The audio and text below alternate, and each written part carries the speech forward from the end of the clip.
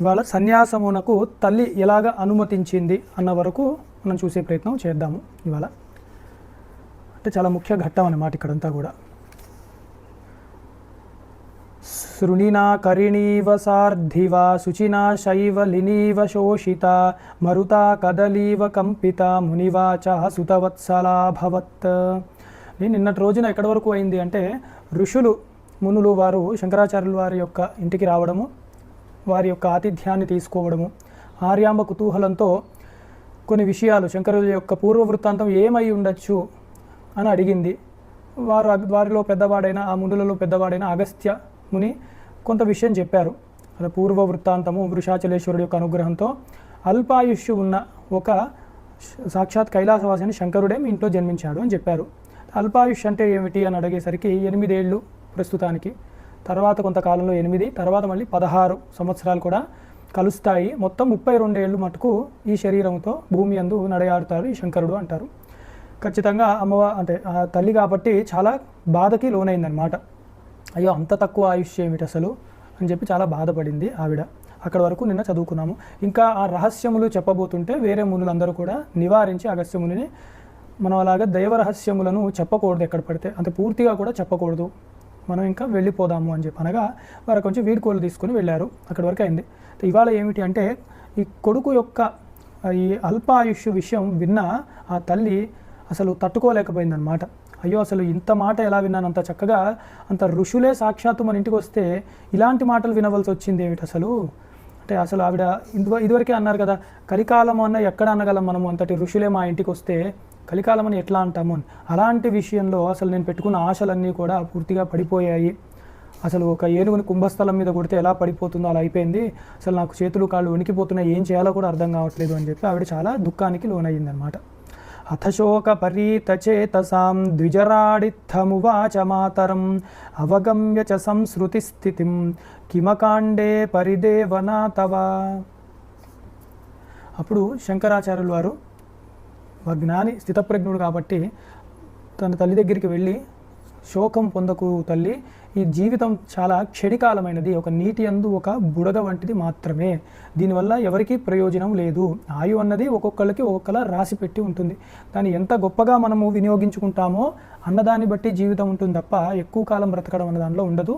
ప్రపంచమే నాశనం అవుతుంది, శరీరాలు నాశనం అవడానికి పెద్ద విచిత్రం ఏమిటి అని వేదాంతాన్ని కొంచెం చెప్పే ప్రయత్నం చేస్తూ ఉన్నారనమాట. ప్రబలాని లవే గవేల్లిత ప్రబలాని లవే గవేల్లిత ధ్వజచీనాం శుకకోటి చంచలే అపిమూఢమతి కళేబరే కురుతే కః స్థిరబుద్ధిముం అంబికే చెప్పి పెద్ద గాలి వస్తే అన్నీ కొట్టుకుని వెళ్ళిపోతాయి. ఒక జెండా ఉంటుంది, దానిపైన కూడా ఒక బట్ట కట్టి ఉంటుంది. గాలి వస్తే అది ఎలా రెపరెపలాడుతూ ఉంటుందో, ఎప్పుడు విడిచిపెట్టి వెళ్ళిపోతుందో, ఆ గాలి యొక్క తాకిడికి ఆ జెండా ఎలా ఎప్పుడు ఎగిరిపోతుందో ఎవ్వరికీ తెలియదు. అలాంటిదే ఈ శరీరం కూడా. అందుకని నీవు వీటి యందు మమకారం పెట్టుకోకు, ఎప్పుడూ కూడా స్థిరమైన మనస్సుని పొందవలసి ఉంటుంది. అసలు ఇలాంటి విషయం నీకు తెలియంది కాదు, నీవు చక్కగా పాండిత్యం ఉన్నదానివే, దుఃఖంకి ఎందుకు లోనవుతున్నావమ్మా అని చెప్పి తిరిగి మళ్ళీ చెప్తున్నారు అన్నమాట. స్థిర బుద్ధిని పొందు తల్లి అని చెప్తున్నారు. కతినామ సుతానలాలితాః కతివానేహ వధూరభుంజిః క్వనుతే క్వచాతాః క్వవా వయం భవసంగః ఖలు పాంథ సంగమః అని. కతినామ సుతాన లాలితాః, అసలు ఎన్నో జన్మలు గడిచిపోయాయి మనకి. అసలు ఎవరు ఎంతమంది పిల్లల్ని నీవు ఎత్తుకొని లాలించి ఉండొచ్చు ఇన్ని జన్మలలో కూడా. అలాగే ఎంతో మందితో కూడా వివాహం చేసుకొని మనము, స్త్రీ అయితే పురుషుడు, పురుషుడైతే స్త్రీని వివాహం చేసుకొని ఆ ఆనందాన్ని ఎన్నో జన్మల్లో అనుభవించే ఉన్నాం మనం. ఇప్పుడు ఆ తల్లులు ఎక్కడున్నారు, ఆ పిల్లలు ఎక్కడున్నారు, అసలు మనము ఎక్కడున్నాం ఇప్పుడు, ఆ బంధం ఎక్కడికి పోయింది? అన్ని జన్మల నుంచి ఉన్న వాళ్ళందరూ ఎవరు ఇప్పుడు కనపడట్లేరే. ఈ జన్మలో నీకు నేను, నాకు నువ్వు కనపడుతున్నారు అంతవరకే. అలాంటి దానివల్ల ఈ క్షణభంగురమైన ఈ సంసారము, క్షణికాలమైన ఈ సంసారము, తాత్కాలికమైన ఈ సంసారం ఎందుకు నీవు చింతిస్తున్నావు అని అంటున్నారన్నమాట. భ్రమతాం భవవర్త్మని భ్రమాన్నహి కించిత్ సుఖమంబలక్షయే తదవాప్య చతుర్థమాశ్రమం ప్రయతిష్యే భవబంధముక్తయే అని తల్లిగారికి తన కోరికని విన్నవించుకుంటున్నారు. అమ్మ, ఇప్పుడు నేను చెప్పింది నీకు అర్థమై ఉంటుంది, ఋషులు కూడా చెప్పారు ఇలా ఆయుష్ అన్నది చాలా తక్కువగా ఉన్నది అని. ఋషుల వాక్కు సత్యం. అలాగే నాకు కూడా ఈ సంసారము యందు అసలు మక్కువ లేనే లేదు. కాబట్టి ఉన్న సమయాన్ని చక్కగా వినియోగించుకోవాలి నేను అంటే నన్ను తురి ఆశ్రమంలోకి ప్రవేశపెట్టడానికి అనుమతినివ్వు. నాకు చాలా వైరాగ్యం ఉన్నది, సంసారం యందు అసలు ఎప్పుడూ మక్కువ లేదు నాకు. అదేదో నాకు కలిసి వచ్చినట్టు ఉన్నట్లు ఋషులు కూడా అదే మాట చెప్పి ఉన్నారు. కాబట్టి నాకు సన్యాసాన్ని తీసుకోవడానికి నీవు అనుమతిని ఇస్తే ఈ సంసారము అన్న బంధం నుంచి నేను విముక్తుడనయ్యి నన్ను నేను ఉద్ధరింప చేసుకోగలను అని తన ఉద్దేశాన్ని చక్కగా తల్లిగారికి చెప్పారు బాలశంకరుడు. ఇతి కర్ణ కఠోర భాషణ శ్రవణాత్ బాష్పపినంద కంఠయా ద్విగుణీకృత శోకయాతయా జగదే గద్గదవాక్యయా ముని. ఇంత కర్ణ కఠోరమైన మాటలు, అంత చిన్న పిల్లవాడు అంటే 7 ఏళ్ల పిల్లవాడు ఇంత గట్టిగా మాట్లాడేసరికి ఇంకా తల్లి అసలు తట్టుకోలేకపోయింది అన్నమాట. అసలు వాళ్ళు చెప్పిన దానికి ఏడవాలా, ఇతను ఇప్పుడు వాటిని సమర్థిస్తూ తురి ఆశ్రమంలోకి అప్పుడే వెళ్ళిపోతానని అంటున్నాడు. 32 ఏళ్ళే ఉంటాడే అని చెప్పి ఇప్పుడు 7 ఏళ్లకే బయటకు వెళ్ళిపోతా అంటున్నాడు పిల్లవాడు. అసలు ఎలాగ తీసుకోవాలి ఇలాంటి మాటలు, అసలు ఏమవుతోంది, అసలు ఆ పిల్లవాడికి అర్థమవుతుందా ఏం మాట్లాడుతున్నాడో, నాకు కూడా భ్రాంతికి లోనవుతున్నాను, మాట కూడా తడబడిపోతుంది, కళ్ళు తిరిగినట్లు అవుతుంది అని ఆర్యాంబ పైకి దుఃఖాన్ని వ్యక్తం చేస్తున్నది. త్యజబుద్ధిమిమాం శృణుష్వ మే గృహమేధీ భవపుత్రమాప్నుహి యజచక్రతుభిస్తతో యతిర్భవితా సంగ సతామయం క్రమః. ఇప్పుడు ఆమె కూడా, కుమార నీవు చాలా చదువుకున్నవాడివే, వేదములు వేదాంగములు అన్నీ నీకు వచ్చు. అయితే ఇక్కడ నువ్వు ఆలోచించవలసింది ఏమిటంటే మనకి ఇంకా దిక్కు ఎవరూ లేరు, నీవే నాకు దిక్కుగా కూడా ఉన్నావు, రక్షకుడుగా కూడా ఉన్నావు. కాబట్టి నీవు అర్థం చేసుకోవాల్సింది, నీవు నేరుగా సన్యాసం తీసుకోవడం అన్నది అంత శ్రేయస్సుగా అనిపించట్లేదు. ఎవరన్నా కూడా ఏది చెప్తారు అంటే మొట్టమొదట చక్కగా దేవతారాధన అవన్నీ చేసుకుంటూ నీవు చేయవలసిన అగ్ని కార్యములు చేసుకుంటూ దేవత రుణమును, పితృకార్యములు చేసుకుంటూ పితృరుణములను, అభ్యాసము చేసుకుంటూ ఋషి రుణమును తీర్చుకుంటూ పెళ్లి చేసుకుని ఆ తర్వాత పిల్లల్ని కానీ వంశాన్ని ఉద్ధరించి తర్వాత నీవు సన్యాసాశ్రమం తీసుకోవాలి. ఇది క్రమము, సతామయం క్రమః, ఇది క్రమముగా చెప్పిన పద్ధతి. ఇది విడిచిపెట్టి నీవు ఇప్పుడు సన్యాసం తీసుకుంటున్నావు అంటారు, నీకు ఎందుకు ఇలాంటి ఆలోచనలు వస్తున్నాయి అని చెప్పి తల్లిగారు కూడా చక్కగా ఆవిడ యొక్క మనసులో ఉన్న విషయాన్ని చెప్పిందన్నమాట. కథమేక తనూభవాత్వయా రహితా జీవితుముత్సహే బల తనయైవ శుచౌర్ధ్వదైహికం ప్రమృతాయాం మయి కః కరిష్యతి. అసలు అంటే నీవు పుట్టావన్న ఆనందమే కానీ నాకు ఎక్కువగా నీతో గడిపిన క్షణాలు కూడా ఎక్కువగా లేవు. అసలు నీవు లేకపోతే నేను ఇంకా ఏ దిక్కు నాకు, అసలు మీ తండ్రి గారు ఎలాగూ గతించారు, నీవే నాకు ఇప్పుడు నన్ను చూసుకోవాల్సిన బాధ్యత నీకే ఉంది. అలాగే రానున్న కాలంలో నాకు తెలిసి ఎక్కువ కాలం నేను కూడా ఉంటానన్న ఆలోచన నాకు లేదు. తదనంతరం నాకు కర్మలు ఎవరు చేస్తారు, ఎవరన్నా కూడా తల్లియే, ఎవరన్నా ఏ తల్లన్నా కూడా పిల్లలే వాళ్ళకి ఉత్తర క్రియలు చేయాలని కోరుకుంటూ ఉంటారు. అట్లాంటిది నీవు ఇప్పుడు సన్యాసం తీసుకుంటాను అంటే ఇంకా సన్యాసికి ఇప్పుడు తల్లికి ఉత్తర క్రియలు చేస్తారా అన్నది ఎప్పుడూ నాకు అనుమానమే.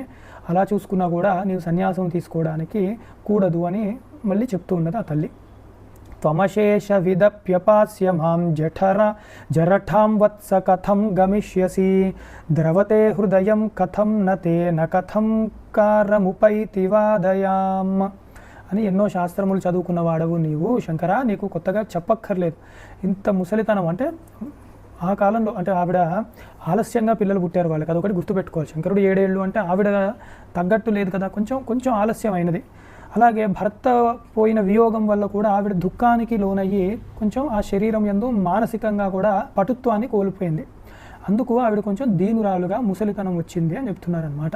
ఇలా పెద్దదాన్ని అయిపోతున్నాను నేను, నీవు అట్లా వదిలిపెట్టి వెళ్ళిపోతే ఎలాగా, నీవే దగ్గరుండి రక్షించుకోవాలి కదా, ఎంతోమంది మీద నీవు దయ చూపిస్తూ ఉన్నావే, ఏమి నీ తల్లి యందు నీకు దయ చూపెట్టడానికి నీకు అర్థం కావట్లేదా, ఇదెక్కడ దౌర్భాగ్యం వచ్చినది నాకు అని మళ్ళీ ఆ దుఃఖాన్ని వ్యక్తం చేస్తూ ఉన్నది. ఏవం వ్యథాం తాం బహుధాశ్రయంతీమపాస్తమోహైర్బహుభిర్వచోభిః అంబామశోకాం వ్యదధాద్విధిఘ్నః శుద్ధాష్టమే చింతయ దేవదంతః. ఇక్కడ కూడా తన కొడుకు మీద ఉన్న ప్రేమనంతా చెప్తూ, నాయన నీవు ఏది చెప్పినా కూడా నీవు ఇక్కడే ఉండాలి, ఇంకా నాకు కష్టపడే ఓపిక కూడా అసలు ఎక్కడా లేదు, నీవు చాలా చిన్న పిల్లవాడివి, నీవేదో సన్యాసం తీసుకుంటాను విషయములందు మక్కువ లేదు ఇలా అనడానికి కూడా అసలు అది శోచనీయమే కాదు, ఆలోచించకూడదు. అందుకని నీవు ఏదో చెప్తున్నావు సన్యాసం తీసుకుంటాను అని చెప్పి నీ పట్టుమని నీకు 8 ఏళ్ళు నిండలేదు, నీకు అసలు అంత వైరాగ్యం నీకు ఉన్నది అనడానికి కూడా చెప్పలేము నాయన, ఎక్కువగా నీవు ఆలోచించకు, తల్లి గురించి కూడా నీవు ఆలోచిస్తూ ఉండు అని చెప్పిందనమాట. మమ నమాన సమిచ్చతి సంస్కృతిం నచ పునర్జననీ విజిహాసతి నచ గురుర్జననీ తదు దీక్షతే తదనుశాసనమీషదపేక్షితం. అప్పుడు శంకరాచార్యుల వారు అనుకుంటున్నారు అన్నమాట, వారిలో వారు అనుకుంటూ, అయ్యో నాకు అసలు ఆత్మవిచారమే చాలా గొప్పది, దానికి సరి అయిన యోగ్యత ఉన్న ఆశ్రమం ఏమిటి అంటే సన్యాసాశ్రమము అని నాకు స్పష్టంగా తెలుసు. కానీ ఇప్పుడు ఉన్న సమయానికి జరుగుతున్న విషయాలకి ఖచ్చితంగా నేను ఆశ్రమాన్ని స్వీకరించి బ్రహ్మవిచారమే చేసుకుంటూ కూర్చోవాలి. కానీ నా తల్లికి చెప్తుంటే అర్థం కావట్లేదు, నా తల్లే నాకెప్పుడు పూజ్యురాలు, తన మాట నేను ధిక్కరించలేను, తల్లి యొక్క మాటను ధిక్కరించి సన్యాసము తీసుకోవడం కూడా అసలు శిష్టులు ఎవ్వరూ కూడా ఒప్పుకోరు, వేదము సమ్మతించదు, ఇంకా నాకు అసలు కర్తవ్యం ఏముంది అని చెప్పి శంకరాచార్యుల వారే కొంచెం విచారానికి లోనయ్యారన్నమాట. ఇప్పుడు ఏం చెయ్యాలి అని. ఇతి విచింత్య సజాతుమిమం క్షయా బహుజలాం సరితం సముపాయయౌ జలమగాహ తత్ర సమగ్రహీత్ జలచరశ్చరణే జలమీయుషః. అలాగా వారి మనసులో చూడండి, అది ఇక్కడ ఆలోచించవలసింది ఏమైంది, పూర్వవృత్తాంతం ఏమైంది అని అనుకోకుండా బాలశంకరుడు సాక్షాత్తు శంకరుడే, ఆయన మనసులో ఒక సంకల్పము కలిగింది సన్యాసము తీసుకోవాలి అని. అందుకని ఈశ్వరుని సత్య సంకల్పులు అంటారు. అసలు సంకల్పము కలిగింది అంటేనే ఈశ్వరుడికి అది జరిగి తీరుతుంది, దానికి ప్రకృతే సహాయం చేస్తుందన్నమాట. అట్లాంటి ఒక ఘట్టము ఇక్కడ మనకి కనబడుతుంది. కానొక సమయంలో శంకరాచార్యుల వారు స్నానం చేయడానికి అని చెప్పి పూర్ణా నది దగ్గరికి వెళ్ళారనమాట. వెళ్ళి వారు కూడా చక్కగా కొంచెం లోపలికి వెళ్ళి స్నానం చేస్తూ ఆడుకుంటూ ఉన్నారు ఆ నీళ్ళలో, జలకాల ఆట అన్నట్టు కొంచెం కాస్త ఎక్కువ సమయం ఉన్నారనమాట. అక్కడ ఉండగా ఒకానొక మొసలి కింద నుంచి ఎక్కడి నుంచి వచ్చిందో తెలియదు, వారి పాదములు 2 గట్టిగా పట్టేసుకుందనమాట. ఆ సమయం వచ్చింది. సచరురోద జలే జలచారిణ ధృతపదో హ్రియతేంబకరోమి కిం చలితుమేక పదం నచపారయే బలవతా నివృతోరుముఖేనః. అప్పుడు ఆ లీలాస్వరూపుడైన శంకరుడు బాలశంకరుడు గట్టిగా అరవడం మొదలుపెట్టాడు. అందుకే లీలగా, తల్లి నాకు పెద్ద ముసలు ఒకటి కాళ్ళని పట్టేసుకుంది, నేను ఎక్కడికి కదలేకపోతున్నాను, అందులో జలములో ఉండగా దానికి ఉన్న బలము దేనికి కూడా ఉండదు, నేనా చిన్నగా ఉన్నది నా శరీరము, అసలు ఒక అడుగు కూడా ముందు వేయనివ్వటం లేదు, బయటకి రాలేకపోతున్నాను తల్లి అని చెప్పి గట్టిగా వారు అరుస్తున్నారన్నమాట బాలశంకరుడు. లీలగా గృహగతా జననీ తదుపాశృణోత్ పరవశాదృతమాపసరిత్తటం మమ మృత్తే ప్రథమం శరణం ధవస్తదను మే శరణం తనయో భవత్. నా తల్లి కూడా ఆ బాలశంకరుడి యొక్క అవస్థను చూసి చాలా భయపడిపోయి బాధకి లోనై గట్టిగా ఆవిడ కూడా, నాయన శంకర అసలు ఇదెక్కటి కాలము దాపురించింది, ఇంత కష్టం ఎలా వచ్చింది నాయన, ఇప్పటికే మీ తండ్రి గారు లేక నన్ను చూసుకునేవారు ఎవరూ లేరు, అలాంటిది ఈ సమయంలో నీకు కష్టం వస్తే ఇంకా నాకు అసలు ఉన్న ఒక దిక్కు కూడా పోతుంది అని చెప్పి ఆవిడ కూడా చాలా గట్టిగా అరుస్తూ బాధపడుతూ ఉన్నది ఆర్యాంబ. సచమరిష్యతి నక్రవశం గత శివనమే జనిహంత పురామృతి ఇది శుశోచ జనన్యపితీరగా జలగతాత్మజ వక్త్రగతే క్షణ. ఈ ఆర్యాంబనే శంకరాచార్యుల వారిని ఉద్దేశించి అంటుందన్నమాట, అసలు ఈ కష్టం నీకెందుకు వచ్చింది నాయన, అసలు ఆ ముసలి ఎక్కడి నుంచి వచ్చింది, నిన్నెందుకు పట్టుకుంది, ఉన్న కష్టాలకి తోడు ఇదెందుకు వచ్చి నిన్ను బాధ పెడుతోంది, అసలు ఈ కష్టాల నుంచి మమ్మల్ని ఎవరైనా కూడా బయట పారివేస్తే ఎంత బాగుంటుందో, త్వరగా ఈ ముసలి వదిలితే బాగుండు, దానికి ఏమైనా ఉపాయము ఆ పరమాత్మనే చూపెడితే బాగుండు అని చెప్పి ఆవిడ గట్టిగా అరుస్తూ ఉన్నదన్నమాట దీనురాలే. త్యజతి నూనమయం చరణం చలో జలచరోంబ తవానుమతేన మే సకల సన్యసనే పరికల్పితే యది తవానుమతి పరికల్పయే. ఇప్పుడు బాలశంకరుడు తల్లిని ఉద్దేశించి అంటున్నారు, తల్లి నీవు నాకు ఇప్పటికన్నా అనుమతినివ్వు సన్యాసం తీసుకోవడానికి.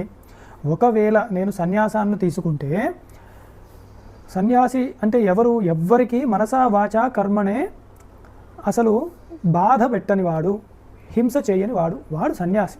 ఇలా ఉండాలి, కేవలం బ్రహ్మ విచారమే చేసుకోవాలి అని దృఢ సంకల్పము వాడు సన్యాసం తీసుకోవాలి. అది ప్రథమమైన యోగ్యత. తీసుకున్నాక నేర్చుకోవడం కాదనమాట ఇక్కడ. అయితే అందుకని నాకు తీవ్ర వైరాగ్యం ఉన్నది కాబట్టి బ్రహ్మ విచారమే చేసుకోవాలని అనుకుంటున్నాను కాబట్టి తల్లి దయచేసి నీవు నాకు సన్యాసానికి అనుమతినివ్వు. ఇచ్చిన వెంటనే నేను సన్యాసాన్ని మానసికంగా స్వీకరించి ఆతృత సన్యాసాన్ని, అంటే ఆ ఆపత్కాలంలో సన్యాసం తీసుకునే పద్ధతి ఒకటి ఉంది. వారు వేదములంతా క్షుణ్ణంగా చదివిన వారు కాబట్టి, వేద స్వరూపుడే కాబట్టి వారికి తెలుసు ఎలా స్వీకరించాలని. అది నేను అలాగ స్వీకరించి నేను ఇంకా అహింసనే పరమధర్మముగా స్వీకరిస్తానని ప్రకటిస్తాను. అప్పుడు ప్రకృతి దానికి స్పందించి ఈ ముసలినను విడిచిపెట్టచ్చు. ఎందుకంటే సన్యాసం అంటేనే ఇంకొక జన్మ లాంటిది. అందుకని ఇది పట్టుకుని ఏదో కర్మ విశేషంగా ఈ మొసలు పట్టుకుంది. ఇప్పుడు ఆ కర్మలు కూడా క్షయం అయిపోయి కొత్త జన్మ వస్తుంది. కాబట్టి నేను కూడా కనీసం శరీరంతో ఉన్నాను అన్న బాధ నీకు లేకుండా ఉంటుంది. ఎందుకంటే అరే శరీరంలో లేకుండా పోతున్నాడే అన్న బాధ ఉండొచ్చు.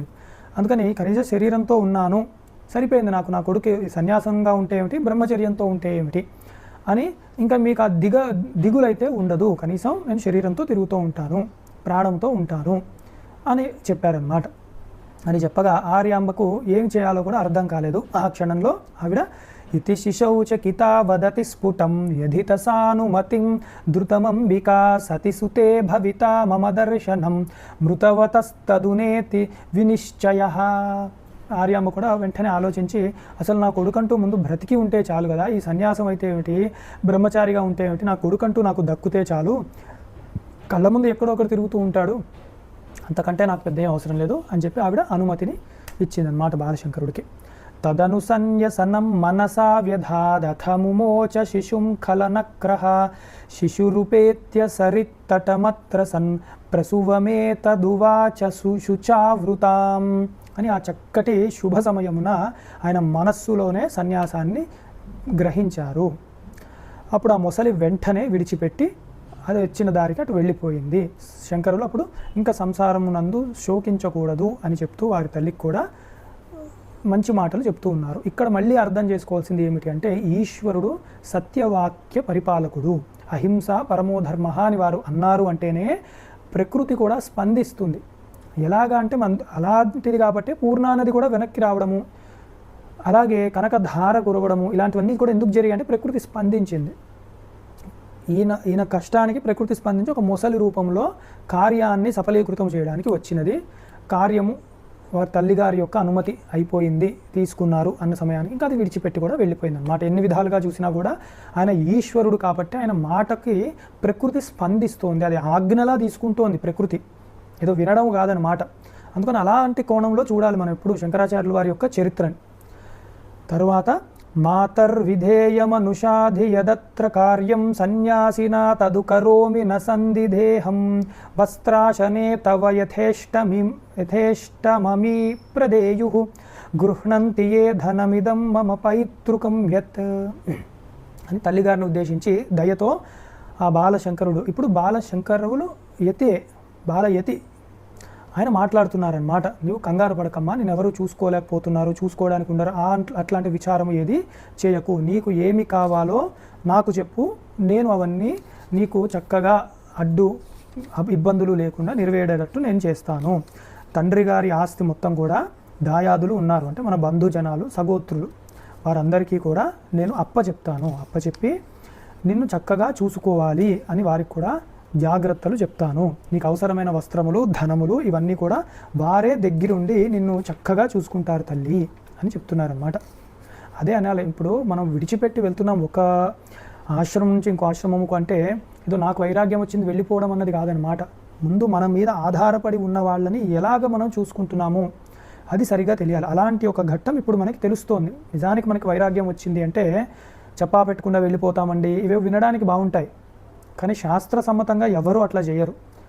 ఆచార్య పురుషులు మనకి ఎలాగా చెప్తున్నారు వారి చరిత్రలోనో అలాగే మనం కూడా ఉండాలి. ఇంట్లో వాళ్ళందరినీ కూడా వాళ్ళని చూసుకోవడానికి దాయాదులు వాళ్ళందరికీ అప్పచెప్పడము, సరి అయిన ధనము అవన్నీ కూడా ఉంచాలి. దాయాదులు పోషించాలంటే వారికి భారము కాకూడదు.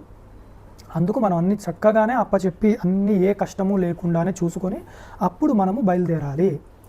దేహేంబరోగవశగే చ సనాభయోమి ద్రక్ష్యంతి శక్తిమనుసృత్య మృతిక్ ప్రసంగే అర్ధగ్రహాజ్జనభయాచ్చ యథా విధానం కుర్యుశ్చ సంస్కృతిమమీన బిభేయమీశం ఈషత్. అంటే ఇక్కడ కూడా చెప్తున్నారు అనమాట, నీకు ఏ కష్టం వచ్చినా అంటే దేహానికి కానీ ఏదైనా అనారోగ్యాలు వచ్చినా కూడా వీళ్ళు నిన్ను చక్కగానే చూసుకుంటారు. ఎందుకు అంటే దాయాదులు అంటే మన ధనము నీకు వాడుకోవడానికి ఇవ్వడమే కాదు, వారికి కూడా నిన్ను చూసుకోవడానికి కొంత ధనము అవన్నీ ఇస్తాము. అందుకు వారికి కర్తృత్వ భావన అన్నది ఉంటుందన్నమాట. డబ్బు తీసుకున్నాము, మనకి ఇచ్చిన బాధ్యత మనం నెరవేర్చాలి అని చెప్పి. అందుకని వారు ఎప్పుడూ కూడా ఇలా దుస్సాహసము చేయరు, సరిగ్గా చూసుకోకపోవడము అలాంటివి. ఎందుకంటే లోకము నిందిస్తుందన్న భయం కూడా వాళ్ళకి ఉండనే ఉంటుంది. కాబట్టి నీవు దాని విషయంలో కూడా కంగారు పడవలదు అని తల్లిగారికి ధైర్యం చెప్తున్నారు ఆ బాలయతి. యజ్జీవితం జలచరస్య ముఖాత్తదిష్టం సన్యాస సంగర్వశాన్మమదేహపాతే సంస్కారమేత్య విధివత్ కురు శంకరత్వం నోచేత్త ప్రసూయ మమ కిం ఫలమీరయత్వం అని ఆ కుమారుడి యొక్క మాటలు వింటూ ఆర్యాంబ కూడా ఆశ్చర్యపోతుంది. అంటే ఏమి చేయాలో అర్థం కావట్లేదు. అంటే అకస్మాత్తుగా అన్నీ జరిగిపోతూ ఉన్నాయి. అసలు నిన్న ఒకటి అనుకున్నాము, నిన్న ఋషులు వచ్చారు, ఒక మాట మాట్లాడుకున్నాము, తర్వాత రోజు ఒక ముసలు వచ్చింది పట్టుకుంది, వెంటనే నేను సన్యాసం ఇవ్వవలసి వచ్చింది. ఈయనేమో ఇప్పుడు విడిచిపెట్టి వెళ్ళిపోతాను, దాయాదులకు జ్ఞాతులకి అప్పచెప్తాను అని చెప్తున్నాడు. అసలు ఏమిటి కష్టము, ఎందుకు ఇలా అవుతోంది, నా చేతిలో ఏదీ లేదే అసలు ఇప్పుడు అన్నట్టు ఆవిడ కూడా కొంచెం దీనురాలై ఒక మాటే అంటుంది అన్నమాట. ఏమిటంటే సంస్కారమేత్య విధివత్ కురు శంకర త్వం అంటుంది. అంటే ఇవన్నీ వింటాను శంకర, కానీ ఒక కోరిక కోరుకొని ఎన్నో తపస్సులు చేసి పిల్లవాడిని మేము కన్నాము. ఆ ఆనందము తండ్రి గారికి అతి తక్కువ కాలమే ఉన్నది, 3 ఏళ్ల వరకే. సరే నాకు ఇంకొక 3 ఏళ్ళు 4 ఏళ్ళు ఉన్నది, అంతవరకే. నువ్వు ఎలాగూ వేరే ఆశ్రమాన్ని తీసుకుని వెళ్ళిపోతున్నావు. కానీ నా అంతిమ సంస్కారములు మటుకు కన్న కొడుకే చేయాలి అని నేను దృఢ నిశ్చయం చేసుకున్నాను. అందులో మటుకు నేను వేరే ఆలోచన ఏదీ పెట్టుకోలేదు. దాయాదులు నన్ను చూసుకుంటారా, ఆరోగ్యం బాగాలేకపోతే ఎవరన్నా నన్ను చూసుకుంటారా, ఇది కూడా నేను ఆలోచించట్లేదు. నేను చనిపోయాక నీవు నన్ను నా అంతిమ సంస్కారములు నీవు చేసుకో, నీవే చెయ్యాలి. నీవు సన్యాసాశ్రమంలో ఉన్నావు, నీవు చెయ్యొచ్చా, నాకు అది కూడా తెలియదు, అందుకని నాకు ఈ మాట ఇవ్వవలసినది అని చెప్పి ఆవిడ తన యొక్క ఆఖరి కోరిక శంకరులకు వినవించుకున్నది. అహ్న్యం వరాత్రి సమయే సమయాంతరేవా సంచింతయస్వవశగావశగాథవా మాం ఏష్యామి తత్ర సమయం సకలం విహాయ విశ్వాసమాప్నుహి మృతావపి సంస్కరిష్యే. చక్కటి అంతటి బాల యతీంద్రుడు శంకరాచార్యుల వారు తన తల్లికి మాట ఇస్తున్నారన్నమాట. ఏమిటంటున్నారు అంటే, అమ్మా నీవు పొద్దున్న కానీ రాత్రి కానీ కష్టము వచ్చిందన్న అనుమానం వస్తుందేమో అన్న ఆలోచన వచ్చినా కూడా, ఆరోగ్యము బాగున్నా బాలేకుండా ఉంటున్నా, ఒక్కసారి చిన్న అనుమానం వచ్చినా కూడా నీవు స్మరించు నన్ను. నీ మనసులో శంకర నాకు అనుమానంగా ఉంది, అంతిమ దశ వస్తున్నట్లు ఉన్నది, నీవు ఆలోచించకు, రాత్రిరా పగల ఇది తలుచుకునే సమయమా కాదా, ఎక్కడ ఉన్నాను, ఇంట్లో ఉన్నానా బయట ఉన్నా, ఏది ఆలోచించకూడదు.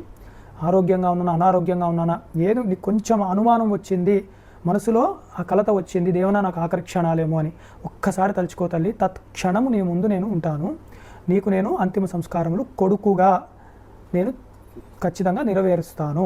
ఎందుకంటే సన్యాసాశ్రమము తీసుకున్నా కూడా వేరే ఎవరితో అన్నా కూడా బంధము తొలగిపోతుంది, కానీ శరీరము ఇచ్చిన తల్లితో మటుకు ఆ జన్మకి ఆ బంధము ఉండనే ఉంటుంది. సన్యాసి తల్లిని ఎప్పుడూ గౌరవిస్తాడు, తల్లి మాట వినవలసినదే. కాబట్టి నువ్వు నన్ను నమ్ము, విశ్వాసమాప్నుహీం అంటున్నారు. నీవు నన్ను నమ్ము తల్లి, ఖచ్చితంగా నీ కోరిక నెరవేరుతుంది, నేను నీకు సంస్కారములు చేస్తాను అని గొప్ప మాట శంకరాచార్యుల వారు ఇచ్చారన్నమాట. సన్యస్తవాన్ శిశురయం విధవామనాథాం క్షిప్త్వేతి మాం ప్రతి కథాపి న చింతనీయం యావన్మయా స్థితవతా ఫలమాపనీయం మాతస్తతశతగుణం ఫలమాపయిష్యే. నీవు ఎప్పుడూ కూడా తల్లి దిక్కు లేకుండా నిన్ను విడిచిపెట్టేవేసాడు ఈ పిల్లవాడు, సన్యాసాశ్రమంలో వెళ్ళిపోయాడు అన్న బాధ నీకు ఎప్పుడూ కలగకుండుగాక. నేను ఉండగా ఎంత ఆనందంగా తృప్తిగా ఉన్నావో, నేను ఎక్కడ ఉన్నా కూడా నీకు ఆ తృప్తి ఆనందము వచ్చి తీరుతుంది అన్న మాట కూడా నేను ఇస్తున్నాను. అంటే ఆ అజ్ఞానాన్ని తీసేస్తున్నారు వారి యొక్క మాటలతో. అందుకు నీవు నన్ను ఈసారికి మన్నించి నన్ను విడిచిపెడితే నేను నా పయనానికి నేను వెళ్తాను, గురువును వెతుక్కుంటూ నేను బయలుదేరుతాను. కానీ నన్ను నమ్ము, నేను ఇక్కడ ఉండి ఏదో గృహస్థాశ్రమాన్ని తీసుకుని ఏవో యజ్ఞములు అవి చేసి పుత్ర సంతానాన్ని వివాహ గృహస్థాశ్రమం తీసుకుని ఇలా సంతానాన్ని కొనసాగించి ఉంటే ఏవో ఫలితములు వస్తాయి, పుణ్యలోకాలు వస్తాయని నువ్వు అనుకుంటున్నావు. దానికన్నా 100 రెట్ల ఫలితము ఇప్పుడు నీకు వచ్చి తీరుతుంది తల్లి, నన్ను నమ్ము అని చెప్పి శంకరాచార్యుల వారు ధైర్యాన్ని కూడా ఇస్తున్నారన్నమాట. 7 ఏళ్ల నుంచి 8 ఏళ్ల మధ్యలో ఉన్న బాల యతీంద్రుడు మాట్లాడుతున్నారు అంత గొప్పగా. ఇత్థం సమాతరమనుగ్రహణేచ్చురుక్త్వా ప్రోచే స్వనాభిజనమేష విచక్షణాగ్ర్యః సన్యాసకల్పితమనావ్రజితోస్మి దూరం తాం నిక్షిపామి జననీమథవాం భవత్సు. తర్వాత శంకరాచార్యుల వారు వారి యొక్క జ్ఞాతులను పిలిచి వారికి చెప్తున్నారనమాట. అయ్యా, నేను ఇప్పుడు సన్యాసాశ్రమాన్ని తీసుకున్నాను, నేను ఇక్కడ ఉండకూడదు, నాకంటూ ఒక ఇల్లు ఒక ప్రదేశం అన్నట్టు ఉండకూడదు, కాబట్టి నేను బయలుదేరుతున్నాను. గురూపదేశం గురించి నేను ఈ యాత్రను చేయవలసి ఉన్నది, ఎంతో దూరం వెళ్తాను. అందుకని నా తల్లి దీనురాలు, ఎవరు దిక్కు లేరు, ఆవిడికి అనాథ అంటే నాథుడు లేడు, భర్త లేరు, చూసుకునే వాళ్ళు ఎవరు లేరు. కాబట్టి మీరు దయచేసి మా తల్లిని చాలా చక్కగా చూసుకోవాలి, ప్రేమగా చూసుకోవాలి, కాపాడుతూ ఉండాలి అని వారి యొక్క ఆస్తి అవన్నీ కూడా అప్పచెప్పి వారు జ్ఞాతులతో మాట్లాడారన్నమాట. ఏవం సనాభిజనముత్తమముత్తమాగ్ర్యః శ్రీమాతృకార్యమభిభాష్య కరద్వయేన సంప్రార్థయన్ స్వజననీం వినయేన తేషు అప్న్యక్షేపయన్నయనజాంబు నిషించమానాం. ఆ గొప్పవాడైన ఆ పరమపురుషుడైన ఆ శంకరాచార్యుల వారు ఆ దాయాదుల చేతిలో వారి తల్లిని అప్పచెప్పి తర్వాత ఆదరముగా చక్కగా చూసుకోవలసినది నా తల్లిని అని చెప్పి వారికి కూడా మంచి మాటలు కొన్ని చెప్పి మరలా కూడా వినయంతో ప్రార్థించారు, నా తల్లిని బాగా చూసుకోవాలి మీరు అని చెప్తూ మెల్లిమెల్లిగా వారు కూడా అందరూ కూడా ఆనందంగా యథార్థానికి లేరు, శంకరాచార్యుల వారు తప్ప, వారు ఆనంద స్వరూపుడు. కానీ తల్లిగారు కానీ జ్ఞాతులు కానీ వారు బాధలోనే ఉన్నారు, కన్నీరు కార్చుకుంటూనే ఉన్నారు. అందులో చిన్న పిల్లవాడు, అదొకటి కూడా చూడాలి. ఏదో 30-40 ఏళ్ళు వచ్చిన వాడు వెళ్ళాడు అంటే అది వేరు. అంత చిన్న పిల్లవాడు, మనమే ఇక్కడ పక్క సందులోకి వెళ్ళాలంటేనే 10 సార్లు గేట్ ముందుకు వచ్చి చూస్తూ ఉంటాం. అలాంటిది ఎక్కడికి వెళ్తాడో కూడా తెలియదు ఆయన. కానీ జ్ఞాని, ఆయన మాట ప్రభావం ఎలా ఉంది అంటే రానున్న కాలంలో అవైదిక మతాన్నే ఖండించేవారు పూర్తిగా, 72 అవైదిక మతములను.